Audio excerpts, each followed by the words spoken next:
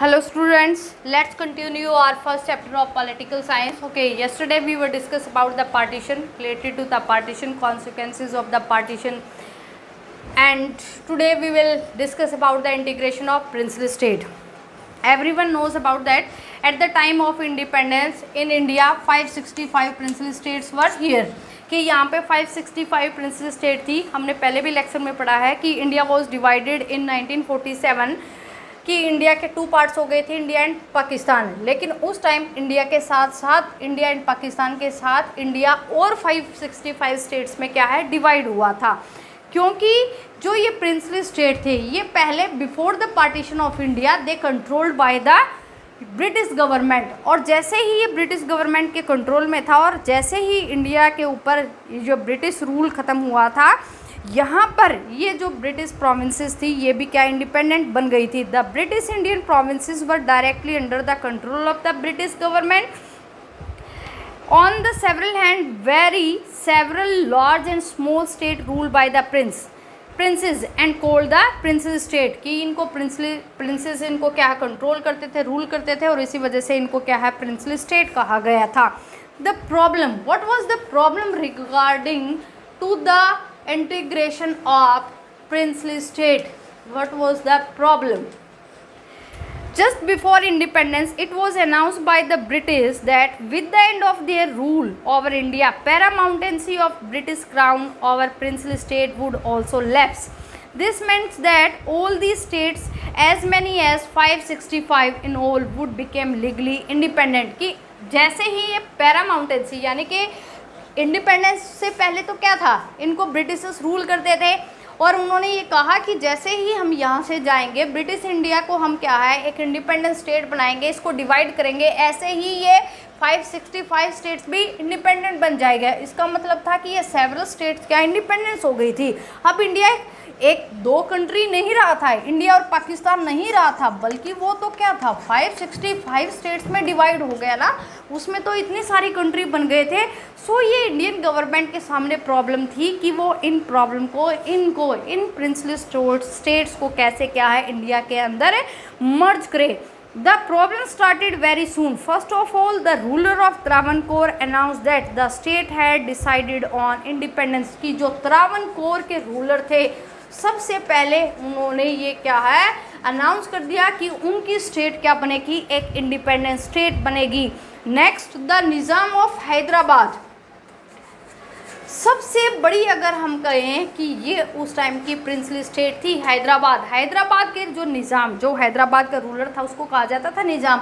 हैदराबाद के रूलर ने भी ये अनाउंसमेंट कर दी कि Hyderabad also became an independent state, कि वो इंडिया में या पाकिस्तान में किसी में एमर्ज नहीं होगा और हैदराबाद क्या बनी रहेगी, एक प्रिंसली एक इंडिपेंडेंट स्टेट बनी रहेगी. सो इस टाइप से तो बहुत सारी ये सारी की सारी प्रिंसली स्टेट थी. अब इंडियन गवर्नमेंट को क्या करना था कि कैसे भी करके इन प्रिंसली स्टेट को क्या है इंडिया के अंदर मर्ज करना था, क्योंकि अगर वो ऐसा नहीं करती तो इसका मतलब क्या था, इंडिया तो सेवरल पार्ट्स में डिवाइड हो जाता. So what was the government approach, governments approach regarding to the princely state. कि गवर्नमेंट्स की क्या अप्रोच थी इन प्रिंसली स्टेट्स को, कि गवर्नमेंट ने क्या मेथड फॉलो किया. इन your book on page number 15, here look at here, a map is given here and this map is related to India before and after independence. जो yellow सी जो ये यहाँ पे क्या है जो स्टेट्स हैं वो ब्रिटिश इंडिया है, यहाँ जहाँ पे क्या थे ब्रिटिशर्स का डायरेक्टली रूल था. एंड जो ब्लू करके शो किया गया है वो प्रिंसली स्टेट है, कि ये जो हिस्सा था ब्लू यहाँ थे प्रिंसली स्टेट जहाँ पे प्रिंसेस रूल करते थे. लेकिन ये प्रिंसेस भी किसके अंडर में रूल करते थे, ब्रिटिश गवर्नमेंट के अंडर में रूल करते थे. सबसे बड़ी अगर हम देखें राजपूताना स्टेट की, जो ये पूरा एरिया था राजस्थान का हमारा एरिया है काफ़ी बड़ा, महाराष्ट्र गुजरात का और एमपी का हिस्सा है, ये किसके कंट्रोल में था, इन रूलर्स के कंट्रोल में था. अगर हम देखें तो ओके ये ऑल थिंग्स जो भी थी ये सब किसके कंट्रोल में थी, यहाँ ब्रिटिशर्स के कंट्रोल में थी ये यहाँ पे.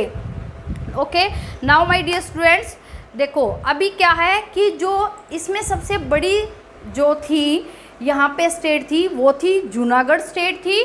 जूनागढ़ कहाँ थी? गुजरात के अंदर। ग्वालियर ये स्टेट थी एमपी के अंदर।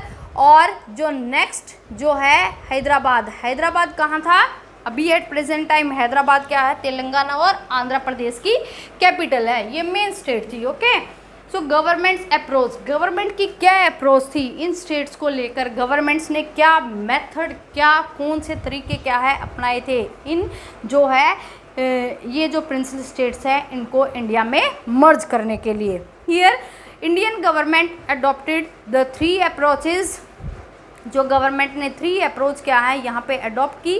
पहली अप्रोच तो इंडियन गवर्नमेंट ने क्या की कि इंडियन गवर्नमेंट की कुछ ये जो पीपल्स थे यहाँ के, जो ये प्रिंसली स्टेट्स के कुछ पीपल थे, though the people of the most of the princely state clearly wanted to become part of the Indian union, become the part of the Indian union, become of the part of the Indian union. कि यहाँ के इन princely states के ही बहुत सारे people ऐसे थे जो चाहते थे कि वो अपनी इंडिपेंडेंट स्टेट ना बनाए, ना वो पाकिस्तान में शामिल होना चाहते थे, वो तो बल्कि खुद इंडियन यूनियन में शामिल होना चाहते थे। और ऐसा ही एक केस सामने आया था हमारा जो नॉर्थ वेस्टर्न फ्रंटियर प्रोविंसेस थे ना, हमने पढ़ा था खान अब्दुल गफ्फार खान जहाँ के लीडर थे, वहाँ पर भी ये मेथड अपनाया गया था। और ये जो जूनागढ़ हमारी जो स्टेट थी, मेन प्रिंसली स्टेट जूनागढ़, वहाँ पर क्या किया गया, व्यक्तियों से वोट दिलवाया गया और ये पूछा गया कि वो इंडिया या पाकिस्तान कौन सी उसमें मर्ज होना चाहते हैं। और वहाँ के पीपल ने डिसाइड किया कि they wanted to become an part of India. और जिसने क्या है राइट टू वोट के थ्रू पर ये क्या बन गए, ये जूनागढ़। ये पहली अप्रोच थी। सेकंड अप्रोच क्या थी कि जो सेकंड अप्रोच के थ्रू इंडियन गवर्नमेंट ने क्या किया कि वहाँ के जो secondly the government was prepared to be flexible in giving autonomy to some regions, to giving autonomy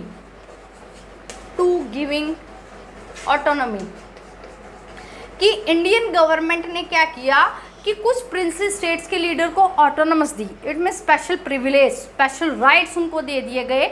instrument of accession एक लेटर था जिसके थ्रू ये कहा गया कि अगर कोई रूलर उस एग्रीमेंट, ये एक एग्रीमेंट था इंस्ट्रूमेंट ऑफ एक्सेशन की, कोई लीडर अगर उस पर साइन करता है कोई भी रूलर, तो इसका मतलब उसको कुछ प्रिविलेज दिए जाएंगे। लाइक प्रिविलेज कैसे दिए जाने थे प्रिंसली स्टेट के रूलर्स को कि उनको कुछ प्रॉपर्टी रखने का, एक्वायर होल्ड रखने का उनको राइट दे दिया गया, उनको अपने कुछ एरियाज़ के ऊपर रूल करने का राइट कुछ टाइम के लिए दे दिया गया। और ये क्या है, ये तरीका अपनाया गया और इससे बहुत सारे रूलर्स क्या है खुश हो गए, जो छोटी छोटी प्रिंसली स्टेट थे। हालांकि वो तो रूलर्स सबको खुशी हुए। लाइक हम एग्जांपल देखें कि उस टाइम 8 जो ओडिशा है, एट प्रेजेंट टाइम जो ओडिशा है, उस ओडिशा के अंदर उस टाइम ऑलमोस्ट क्या है हमारी 26 जो छोटी छोटी प्रिंसली स्टेट थी कि एक उड़ीसा के अंदर 26 देश बने हुए थे, इट मीन्स 26 राजा रूल करते थे। तो ये तो बहुत मुश्किल था अगर इनको ऐसा नहीं किया जाता। ये 26 इतने छोटे छोटे एरियाज़ के अंदर रूल कर रहे थे, तो इनको क्या कर दिया गया कि कुछ इनको हम क्या दे देंगे, ऑटोनमस दे देंगे, और जिसके बिहाफ पे ये क्या करेंगे कि ये मर्ज हो जाएंगे इंडिया के अंदर और एक स्टेट बन जाएगा इंडिया। ये ऑटोनमस का तरीका अपनाया गया। थर्ड तरीका अप्रोच जो था कि वो उनको पाकिस्तान में जाने से रोकना था, तो जो इंडिया के अंदर क्या है प्रिविलेज देने से भी नहीं मान रहे थे, जो पब्लिक ओपिनियन को भी नहीं क्या है सुन रहे थे, तो उनके लिए ही तरीका अपनाया गया कि उनको फोर्सफुली क्या है इंडिया के अंदर मर्ज किया जाए। ओके, ये था इससे related. In this book, in your book, यहाँ पे two main princely states are given here. और जो वो मेन प्रिंसली स्टेट्स जिनके बारे में आपकी बुक में डिस्क्राइब किया गया है वो है, first is Hyderabad and second one is Manipur. ये दो ऐसी प्रिंसली स्टेट है जिनको इस चैप्टर में एक्सप्लेन किया गया है। हालांकि कश्मीर भी एक बहुत बड़ा, देखो ऊपर तो कश्मीर, इस तरफ ईस्ट के अंदर यहाँ पर थी हमारी मणिपुर, नीचे साउथ जो ये हमारा ईस्टर्न पार्ट था, इधर थी हमारी हैदराबाद, इधर थी जूनागढ़ को पब्लिक ओपिनियन से सॉल्व किया गया। कश्मीर का जो इशू है हम उसको 8 चैप्टर में डिस्क्राइब करेंगे। अभी हम ये हैदराबाद और मणिपुर हैं, इनको 1 बाय 1 इनको क्या है डिस्कस करेंगे। हैदराबाद, जो हैदराबाद का रूलर था वो क्या है, उसको क्या कहा जाता था, निज़ाम कहा जाता था। Hyderabad the largest of the princely state was surrounded entirely by Indian territory. Some parts of the old Hyderabad, Karnataka and today parts of Maharashtra and Karnataka and Andhra Pradesh की जो एट प्रेजेंट टाइम का हमारा महाराष्ट्र है, कर्नाटक है और आंध्र प्रदेश है, ये हिस्सा कुछ इनका हिस्सा मिला के और पूरा आंध्र प्रदेश मिला के क्या बना हुआ था, हैदराबाद। तो इसी से हम आप देखो सपोज करके कि कितना बड़ा एरिया क्या है इसके पास था, इस रूलर के पास था, हैदराबाद के रूलर के पास था, कि ये सब कुछ क्या है किसके पास था, हैदराबाद के रूलर के पास था। और जो हैदराबाद का जो रूलर था वो क्या, उसको क्या कहा जाता था, निज़ाम, ही नोन एज निज़ाम। हैदराबाद के रूलर को निज़ाम कहा जाता था और he was one of the most richest person at that time, कि उस टाइम क्या है इन द वर्ल्ड, कि वर्ल्ड के रिचेस्ट पर्सन में वो इंक्लूड होता था। और इस वजह से एरिया काफ़ी बड़ा था उसके पास, पैसा काफ़ी बड़ा था, तो उसको क्या किसी कंट्री के अंदर मर्ज होने की क्या ज़रूरत थी। So that's why he wanted to become his state an independent state. उसने इस वजह से अपनी स्टेट को इंडिपेंडेंट स्टेट बनाना चाहा।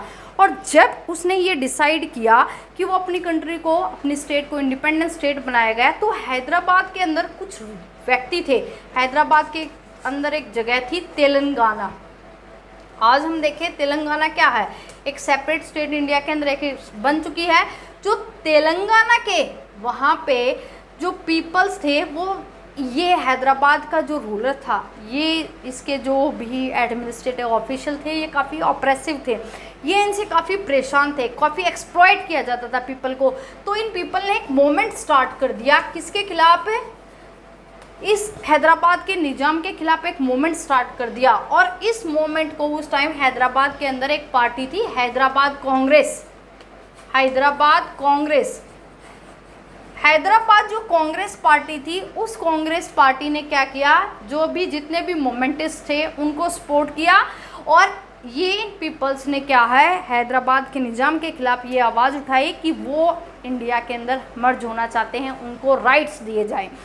जब हैदराबाद के निज़ाम ने देखा कि ये जो मूवमेंट है ये बहुत बड़े लेवल पर फैलता जा रहा है, तो उसने भी क्या किया, ही अपॉइंटेड सम ऑफिशियल। और उन ऑफिशियल्स को क्या कहा गया, दे नोन वॉज एज रजाकार्स, रजाकाराज, कि उनको रजाकार कहा गया। और ये जो रजाकार थे ये इन्होंने कि दे ब्रूटली किल्ड और रेप्ड जो है उन्होंने क्या किया, विमेंस का किया, कि जो उन्होंने क्या है बहुत बुरी तरह से व्यक्तियों को मारना स्टार्ट कर दिया। सो जिसकी वजह से, और specially they targeted the non Muslim community, कि उन्होंने जो नॉन मुस्लिम कम्युनिटी थी, जो हिंदू थे वहाँ पे या जो दूसरे पीपल हैं, उनको टारगेट करना शुरू कर दिया इन रजाकार्स ने। और जिसकी वजह से यहाँ पर फोर्सफुली बाद में क्या है, इंडियन गवर्नमेंट ने यहाँ पे इंटरफेयर किया। और सितंबर 1948 इंडियन गवर्नमेंट ने यहाँ पे इंटरफेयर किया। इंडियन गवर्नमेंट ने, इट मीन्स इंडियन आर्मी ने क्या किया, यहाँ पे हैदराबाद के निज़ाम के साथ क्या है, एक छोटी सी उनकी लड़ाई हुई, अटैक किया। और after a few days the Nizam of Hyderabad वो सरेंडेड, और उसने अपने आप को सरेंडर कर दिया। और at last in 1948 Hyderabad was annexed in India. Okay, so ये था हमारा हैदराबाद से रिलेटेड, कि हैदराबाद एक काफ़ी बड़ी प्रिंसली स्टेट था। हैदराबाद के निज़ाम को, Hyderabad rulers was known as Nizam, उसको निज़ाम कहा जाता था। He was a richest person, कि वो एक काफ़ी रिचेस्ट पर्सन था। और वो he wanted to become Hyderabad an independent state, वो चाहता था हैदराबाद एक इंडिपेंडेंट स्टेट बनी रहे। लेकिन बाद में यहाँ के कुछ व्यक्तियों ने उसके खिलाफ मूवमेंट स्टार्ट किया एंड हिज मूवमेंट वो spotted by the Hyderabad Congress party, और उसको हैदराबाद कांग्रेस पार्टी ने सपोर्ट किया। बाद में रजाकार अपॉइंट किए गए हैदराबाद के निज़ाम के थ्रू, और इन रजाकार्स ने वहाँ के पीपल्स के ऊपर काफ़ी क्या है उनको एक्सप्लॉइट किया। और जिसमें लास्ट में 1948 के अंदर, सितंबर 1948 के अंदर इंडियन आर्मी ने यहाँ इंटरफेयर किया, और जो लास्ट में 1948 successfully Hyderabad was became an part of Indian union. Okay, all things are clear related to Hyderabad. अब नेक्स्ट प्रिंसली स्टेट है मणिपुर। कि मणिपुर की प्रॉब्लम को कैसे सॉल्ट आउट किया गया। मणिपुर जो है वो इंडियन यूनियन का एक पार्ट कैसे बना मणिपुर। सबसे पहले कि जो Manipur before the independence the maharaja of Manipur sign agreement, उसने 1947 से पहले ही एक एग्रीमेंट पर साइन किया। और कौन सा agreement? Instrument of accession. Instrument of accession मैं बहुत बार इसके बारे में इसी चैप्टर के अंदर क्या है बता चुकी हूँ कि instrument of accession was an agreement, कि एक एग्रीमेंट था जिसके थ्रू जो रूलर्स थे और जो किंग था, जो रूलर्स थे और जो इंडियन गवर्नमेंट थी उनके बीच में एग्रीमेंट होता था। रूलर्स तो ये करते थे, रूलर्स और देखो एग्रीमेंट किसके बीच में हो रहा था? Indian government. और क्या एग्रीमेंट था कि रूलर्स अपने आप को किस में मर्ज कर देगा? इंडियन यूनियन में। अपने आप को, अपनी प्रिंसली स्टेट को किस में शामिल कर देगा? इंडिया में मिला देगा। इसके बदले इंडियन गवर्नमेंट क्या देगी? रूलर्स को स्पेशल प्रिविलेज उनको प्रोवाइड करवाएगी, ऑटोनोमस उनको कुछ देगी, ठीक है, कि मीन्स उनको कुछ स्पेशल राइट्स प्रोवाइड करवाने थे। और ये हैदराबाद के रूलर्स ने ऐसे ही किया था। लेकिन अकॉर्डिंग टू दिस एग्रीमेंट जो मणिपुर के जो रूलर्स थे, मणिपुर के रूलर का नाम था उस time Maharaja Bodhchandra Singh. Maharaja Bodhchandra Singh was a Hindu ruler और he signed a agreement with Indian government. He signed an agreement with Indian government and according to this agreement Manipur became an part of Indian Union, but the Indian government gave him some internal freedom। कि दो type के affairs होते हैं, देखो एक external, सबको पता ना, एक्सटर्नल अफेयर और इंटरनल अफेयर। हर कंट्री के दो तरह के मामले होते हैं। एक्सटर्नल मीन्स बाहरी, फॉरेन से कोई लाइक किसी कंट्री से वॉर करनी है, ट्रीटी करनी है, ये सब। और इंटरनल होता है कि अपनी कंट्री के अंदर जैसे कि होम मिनिस्ट्री आ गई हमारी, एजुकेशन, हेल्थ फैसिलिटी जो भी है, ये पब्लिक सैनिटेशन, ये सब कुछ इसके अंदर इंक्लूड होता है। कि इस एग्रीमेंट के तहत ये कहा गया कि मणिपुर क्या है इंडियन यूनियन में शामिल हो जाएगा। लेकिन साथ के साथ ये भी डिसाइड किया गया कि जो इंडिया है वो इंडियन गवर्नमेंट क्या करेगी, महाराजा बोधचंद्र सिंह को उसके इंटरनल अफेयर्स में पूरी ऑटोनोमस देगी, उसको पूरी फ्रीडम देगी कि वहाँ के जो इंटरनल अफेयर्स होंगे कि मणिपुर के अंदर कौन सी गवर्नमेंट बनेगी, किस टाइप की बनेगी, वहाँ पे कैसे रूल करेगा रूलर, इसमें इंडियन गवर्नमेंट कोई क्या है इंटरफेयर नहीं करेगी। सिर्फ इंडियन गवर्नमेंट का मतलब यही था कि अगर मणिपुर के ऊपर कोई अटैक करता है तो इंडियन गवर्नमेंट हेल्प करेगी। ये इंडियन जो यहाँ का रूलर था, मणिपुर का रूलर था, वो without the permission of the Indian government he can't sign an agreement with other countries, कि वो विदाउट कि इंडियन गवर्नमेंट की परमिशन से कहीं पर भी किसी भी गवर्नमेंट से क्या कंट्री से साइन वगैरह कुछ ट्रीटी साइन नहीं कर सकता था। ये था सब कुछ। यहाँ पे इन 1948 the first general election was held in Manipur. यहाँ पे पहले जनरल इलेक्शन हुए क्योंकि लगातार वहाँ पर क्या है जो पीपल्स हैं उन्होंने, पीपल्स ने क्या महाराजा बोधचंद्र सिंह पर क्या है फोर्स डालना स्टार्ट किया कि वहाँ पे एक गवर्नमेंट होनी चाहिए। और इस गवर्नमेंट को 1948 के अंदर जो इलेक्शंस हुए, अकॉर्डिंग टू दिस इलेक्शन कि यहाँ पे सबसे पहली बार मणिपुर के अंदर क्या है एडल्ट फ्रेंचाइज के बेस पर इलेक्शन हुए। इंडिया में फर्स्ट जनरल इलेक्शन हुए थे 1952 में और सबसे पहले मणिपुर के अंदर हुए 1948, यानी कि हर एक पीपल को राइट टू वोट दिया गया और जिसके थ्रू यहाँ पे कॉन्स्टिट्यूशनल मोनार्की जो गवर्नमेंट है, कॉन्स्टिट्यूशनल मोनार्च जो गवर्नमेंट है वो चुनी गई। यानी कि मणिपुर का जो रूलर है वो पीपल्स ने चुना, लेकिन साथ के साथ क्या है वो जो रूलर था वो किसके बेस पर रूल करता था, जो वहाँ का कॉन्स्टिट्यूशन बनाया गया है कि वो कॉन्स्टिट्यूशन के अकॉर्डिंग क्या करेगा, रूल करेगा। ये फिक्स किया गया, वहाँ पे ये तय हो गया।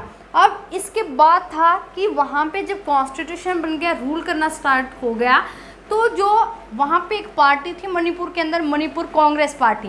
मणिपुर कांग्रेस पार्टी चाहती थी कि मणिपुर को पूरी तरह से इंडियन यूनियन के अंदर मर्ज किया जाए, यानी कि महाराजा को इंटरनल अफेयर्स की भी ऑटोनोमस ना दी जाए, उसको इसमें भी फ्रीडम उसको ना मिले, ये डिसाइड हो गया। लेकिन जो अपोजिशन पार्टीज थी वो अपोजिशन पार्टीज चाहती थी कि ये मणिपुर एक इंडिपेंडेंट स्टेट बने। Opposition parties wanted to become Manipur an independent state, और जिसकी वजह से वहाँ पे कॉन्टिन्यूसली अपोजिशन पार्टीज ने मणिपुर के राजा महाराजा बोधा चंद्र सिंह को क्या है, उन्होंने महाराजा बोध चंद्र सिंह, उन्होंने उनके ऊपर फोर्स डालना स्टार्ट कर दिया। एट लास्ट इन सितंबर 1949, क्योंकि इंडियन गवर्नमेंट ने वहाँ की सिचुएशन देख ली थी कि किस प्रकार से महाराजा बोध चंद्र सिंह को क्या है फोर्स किया जा रहा है, कि उनको फोर्सफुली क्या है ये इंडियन गवर्नमेंट से, इंडियन यूनियन से क्या अलग होने के लिए उनके ऊपर दबाव बनाया जा रहा है। So at last in September 1949 Indian government ने भी महाराजा बोध चंद्र सिंह को क्या है उनके ऊपर दबाव बनाना स्टार्ट किया, और Maharaja Bodh Chandra Singh signed an agreement with the Indian union, and according to this agreement Manipur became an part of a Indian union, कि मणिपुर जो है वो इंडियन यूनियन का पार्ट बन गया। एक्सटर्नल इंटरनल हर टाइप के अफेयर किसको दे दिए गए, इंडियन गवर्नमेंट को दे दिए गए, उसमें मणिपुर का कोई इंटरफेयर नहीं रहा, और जिसकी वजह से आज भी मणिपुर के पीपल क्या है, मणिपुर के जो व्यक्ति हैं उनके मन में कहीं ना कहीं क्या है ये रोष है। इट मीन्स वो इंडियन यूनियन के खिलाफ हैं कि उनको महाराजा को फोर्सफुली क्या है उनके ऊपर दबाव बना के मणिपुर को इंडिया का पार्ट बनाया गया, अदरवाइज मणिपुर क्या है इंडिपेंडेंट स्टेट बना रहता। सो ये थे हमारी दो princely state, Hyderabad and Manipur. Manipur भी एक क्या प्रिंसली स्टेट था, लेकिन यहाँ के रूलर ने इंडियन गवर्नमेंट इंडियन यूनियन के साथ इंस्ट्रूमेंट ऑफ एक्सेशन पर साइन किए, और इस इंस्ट्रूमेंट ऑफ एक्सेशन के अकॉर्डिंग क्या है Manipur became and part of Indian union, but Indian union और Indian government give the freedom related to internal affairs, और जिसमें in 1948 first general election was held in Manipur, और according to this election Manipur became an constitutional monarchy state, और जिसके कुछ समय बाद ये अपोजिशन पार्टीज़ ने फोर्स किया, अपोजिशन पार्टीज़ ने फोर्स किया तो इंडियन गवर्नमेंट ने भी फोर्स किया, और सितंबर 1949 के अंदर मणिपुर को पूरी तरह से क्या है इंडियन यूनियन के अंदर मर्ज कर दिया गया। सो ये दिस कॉन्सेप्ट जो ये था हमारा was related to integration of princely states.